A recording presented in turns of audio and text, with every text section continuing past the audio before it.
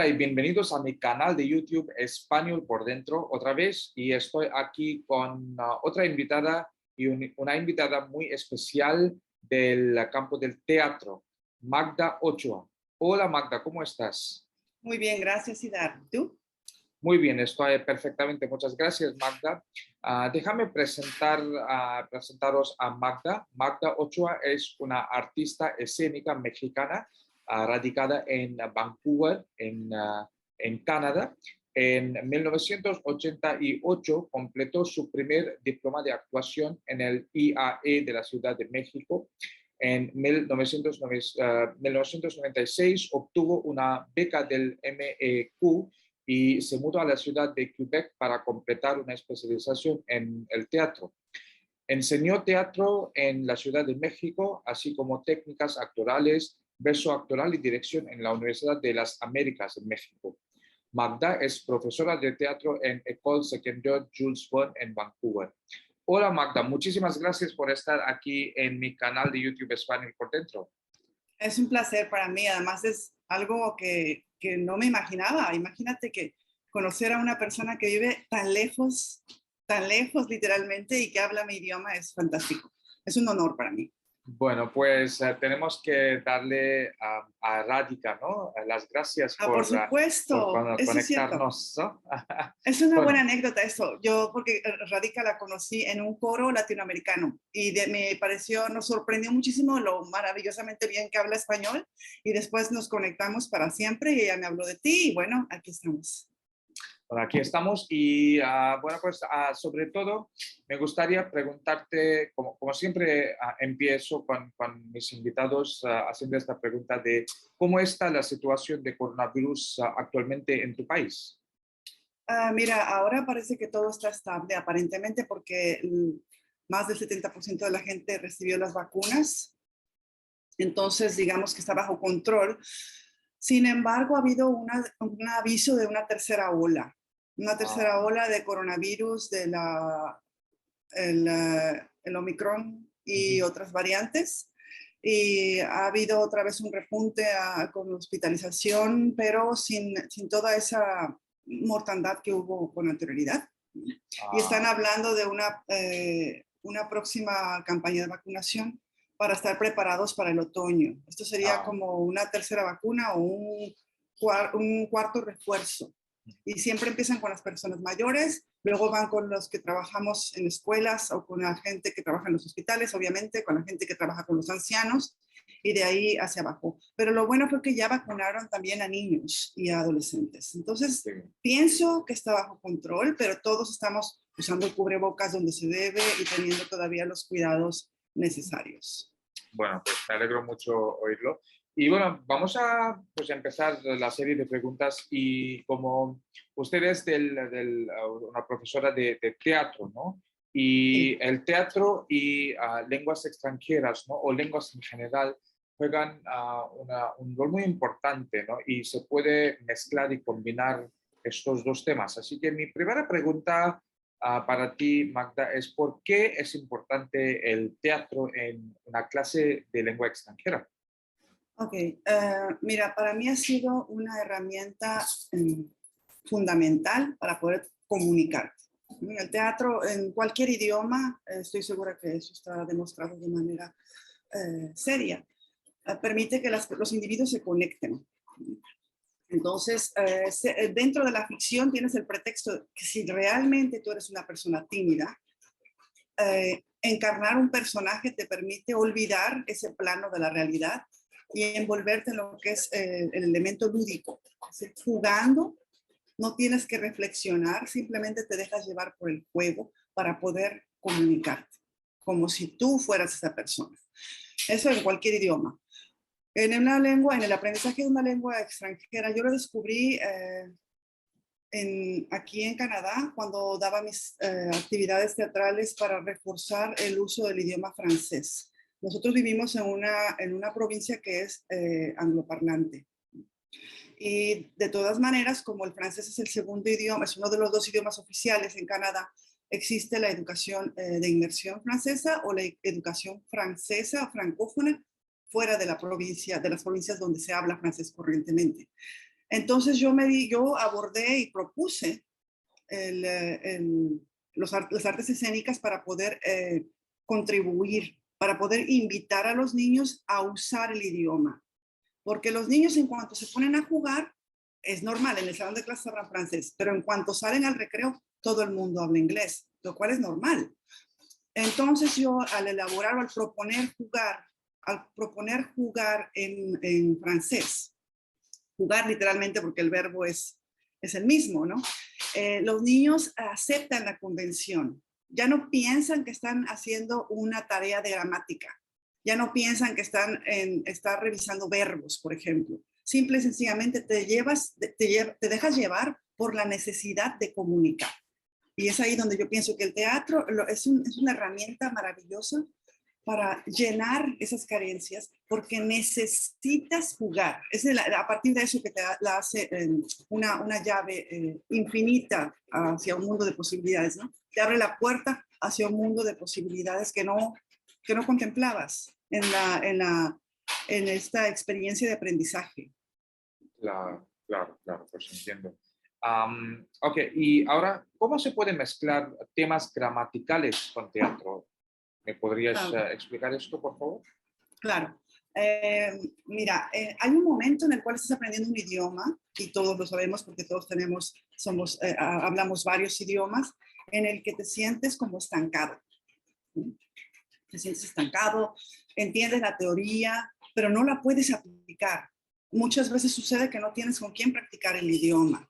Sucede que en tu casa a lo mejor hablas español, o en tu casa hablas inglés y no puedes practicar el español. Entonces, en las actividades que uno propone en el teatro, el teatro como base es contar una historia, ¿no? Contar una historia en escena.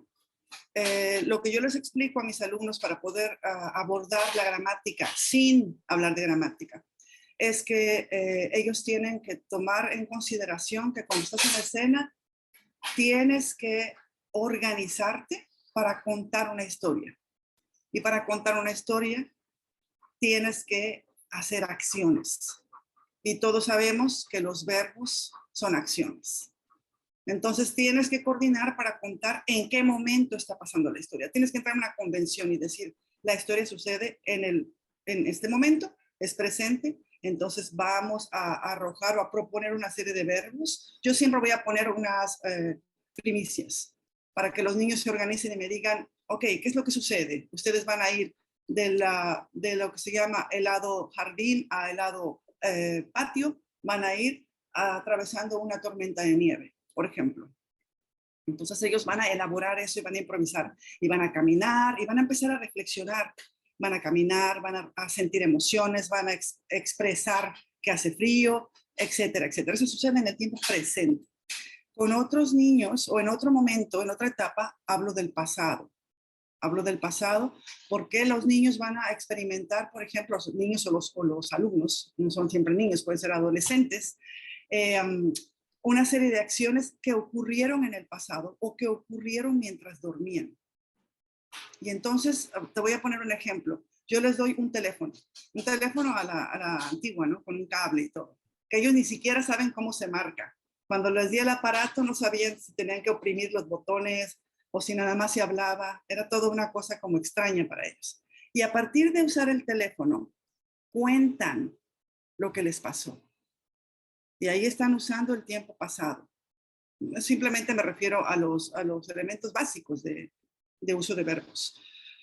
Ahora, si quieres hablar de todo lo que son los plurales, el singular, los números, todo se va dando de una manera caótica, por decirlo de alguna manera, pero lo están aplicando. Y es después cuando van a elaborar la reflexión. Cuando yo trabajo con los alumnos, generalmente los pongo a improvisar. Les doy 2 o 3 elementos, determinamos cuál es el tiempo, ellos lo hacen y después en su computadora elaboran y reflexionan en una bitácora. Y en la bitácora van a expresar qué fue lo que hicieron. Tal fecha, y ahí es donde van a empezar a elaborar la escritura, hablando de algo que ya sucedió y de cómo sucedió. Entonces, es una manera de poder trabajar la gramática. Pues muy bien, muy bien. ¿Y ¿Qué tipo de persona debe ser un profesor de español, ¿no? Para incorporar actividades teatrales en una clase de una lengua extranjera? Porque eso te pregunto porque yo también soy profesor de español, Magda, y soy una persona más introvertida, ¿no? Digamos.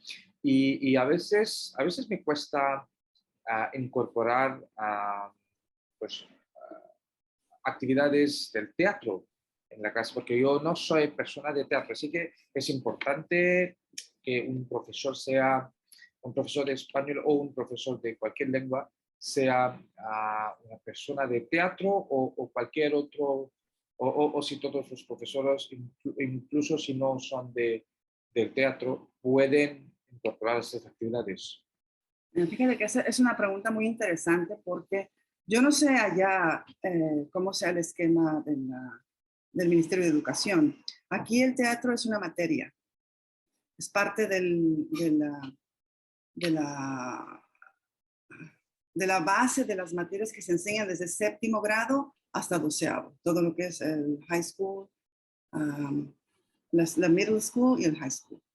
Entonces, los niños tienen ese acercamiento a través de la literatura. Generalmente lo hacen los maestros de la literatura, me refiero a la literatura dramática. Eso lo hace generalmente el profesor de inglés o el profesor de francés. Y también hay escuelas católicas que hacen también la asignatura de español y lo llevan de una manera literaria. Entonces, como bien dices, no exige mucho aparentemente, depende cuáles son tus expectativas. ¿Qué es lo que quieres tú obtener a través del teatro? ¿Reforzar la lectura? Lo puede hacer cualquiera, porque estás instruido para poder leer y puedes analizar, quizás al estar viendo la obra de teatro pueden ir, no sé, identificando cuál tiempo es, qué están usando, cuáles son los adverbios, los verbos, etcétera, ¿no? Eso se puede hacer, como lo haces con cualquier cuento o con cualquier historia. El tipo de personalidad que requiere desde mi punto de vista, un profesor que va a aplicar el teatro, no tiene nada que ver con que seas introvertido. Yo también soy introvertida o extrovertido. Creo que tiene que ver con tu apertura de mente. Creo que tiene que ver en pensar que los idiomas se aprenden de una manera diversa, porque está demostrado que entre más te expongas a diferentes estímulos, el aprendizaje se hace más rápido y de manera más eficaz. Es decir, si tus alumnos toman tu clase, qué bien, pero además escuchan música, obviamente lo que vieron contigo lo van a asimilar en otro momento de su vida bajo otras circunstancias. Y cuando sales de un salón de clases, estás consciente de que el aprendizaje sigue en digestión. La gente sigue absorbiendo lo que tú le dijiste. El problema para mí es cuando un profesor es cuadrado y tus expectativas las centra en lo que él hace en su salón de clase.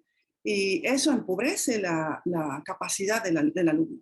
Un profesor que es abierto de espíritu y que no es celoso de querer controlar lo que él vio y lo que el alumno enseñó gracias a él, es lo que necesitamos para que tenga un éxito en el aprendizaje de un idioma. Es decir, tú das las bases, pero tú liberas al alumno a que contamine en el buen sentido de la palabra, que se contamine afuera del salón de clases, que el profesor entienda que no es la ortografía lo importante sí lo es, pero no tiene nada de malo que tengas una mala ortografía, porque hay etapas. Hay etapas de base donde vas a centrarte efectivamente en la ortografía o en las bases gramaticales o en la sintaxis. Pero a partir de eso, cuando lo hablas, es porque surge la necesidad de comunicar. Entonces, el maestro tiene que estar en un estado lúdico, en el que cuando juegas no importa que te equivoques. Esa es la gran riqueza del teatro, es que tú dejas que tus niños les pones una obra muy simple o una improvisación, o ellos mismos pueden escribir su obra. Yo le apuesto a que los niños escriban su pequeña escena y la muestren y se diviertan y se comuniquen. Y esos son los gestos que uno tiene que permitir que sucedan en una sala de clases o en un club después de la escuela. Qué bien, qué bien. ¿Y cómo mejora el teatro las diferentes destrezas de una lengua, ¿no? En el proceso de enseñar? Quiero decir, las destrezas de expresión oral o interacción de expresión escrita o interacción oral, ¿no? O expresión de pues, la lectura. Sí. Entonces, cómo se puede incorporar el teatro? Fíjate, puedes empezar por algo muy, muy simple. Es que cuando me preguntas eso se me vienen como 500 respuestas, ¿no? Y la verdad ninguna es buena, pero trato de decirte mi punto de vista. Está la posibilidad de los trabalenguas, por ejemplo. Puedes trabajar la dicción. Y eso con los trabalenguas, que no sé si tú lo veas con tus alumnos, y no sé cómo le llaman en España, porque acuérdate que yo soy español Sí, sí, por sí, dentro, sí. pero mexicana por dentro también. No, no, sí, sí, Entonces, se llama trabalenguas aquí también, bueno, o en España también, sí. sí, entonces eso lo hago, por ejemplo, porque los niños tienen miedo y los adultos, si estás trabajando con adultos, de equivocarse. Y jugando con los trabalenguas te das cuenta que el trabalengua no es fácil ni para el maestro, ¿no? Es decir, uno como profesor, no es que tú seas el modelo, pero el modelo también, es decir, eres el modelo, pero un modelo que puede tener efectos. Entonces, jugar con los trabalenguas es una posibilidad de soltar, de liberar la lengua, que es lo primero. Estamos hablando de una lengua y es una cosa que de pronto ahí hay una pelea entre los valores de la gente que hace la teoría y los que pasamos a la acción. Y yo pienso que ahí hay un puente que está medio roto. Y lo que puedes hacer es empezar a jugar con los trabalenguas para que los niños se liberen y no les importe si lo que están diciendo no tiene lógica. Romper un poco con la lógica y permitir que sea caótico para que surgen emociones agradables. El teatro te deja, te permite, te da, es un espacio que crea las posibilidades de todo, aunque sea absurdo. Entonces, romper un poco con la lógica, dejarlos libres a los alumnos, crear una necesidad de decir las cosas. Eso lo puedes hacer también explorando las emociones. Es decir, a partir de las emociones, las personas necesitan comunicarse. Si yo no siento nada, no necesito comunicarme. Tienes que crearle una carencia y eso te lo permite la ficción. Si los dos personajes tienen miedo, o los dos personajes están enamorados, o los dos personajes están enojados, crear la situación a partir de una emoción. Y eso va a hacer que las personas que estén en el escenario o en el salón de clases experimenten algo desde adentro y no nada más en la lengua.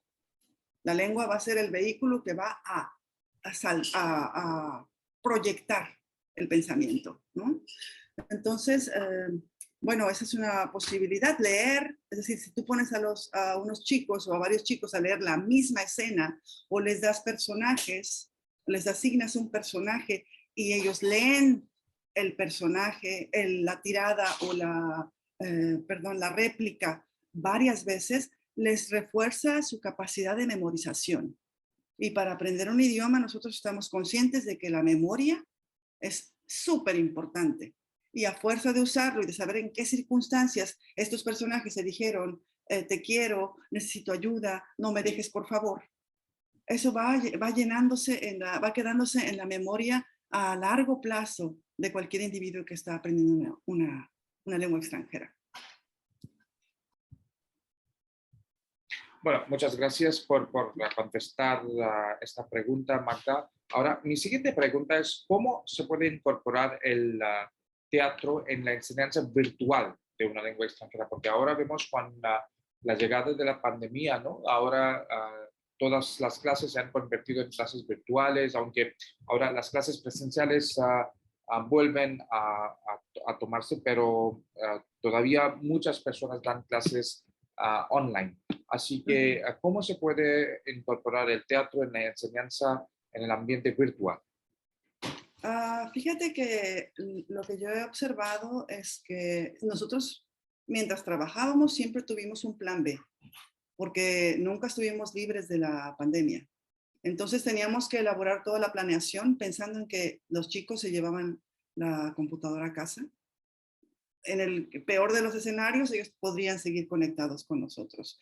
Y entonces cuando hacíamos el plan, por lo menos en mi caso, yo trataba de visualizarlo en físicamente posible o en casa. Entonces por eso se me ocurrió la idea de los monólogos. Hacer un monólogo permite que tú puedas trabajar con cada uno de tus alumnos con el mismo texto si quieres o con textos diferentes y dejarlo que lo prepare. La primera etapa sería, por ejemplo, escribir mi monólogo, aunque sea un mini monólogo, dependiendo del nivel que tengan del aprendizaje de la lengua extranjera. El niño o el alumno lo escribe y lo manda al profesor. El profesor, de acuerdo a cuáles sean sus expectativas. En mi caso es simplemente arte dramático. Si tú eres el profesor de lengua extranjera y tienes que ver gramática, bueno, ya te permite una primera etapa para revisar gramática, por ejemplo, con el alumno. La segunda es preparar el monólogo y poderse filmar en casa. El alumno se filma en casa, lee su monólogo y lo memoriza, depende de cuáles sean las expectativas del profesor y el tiempo que tengan para preparar, y presenta su monólogo virtual. El monólogo virtual se puede hacer en vivo, pero hay una manera en que la timidez de los alumnos no permite que sea tan fácil, entonces tú lo dejas como una tarea, se filma y lo envía al profesor. El profesor sabrá si lo va después a compartir con los demás. Esa podría ser una posibilidad. Otra manera que puede hacerse es la lectura dramatizada.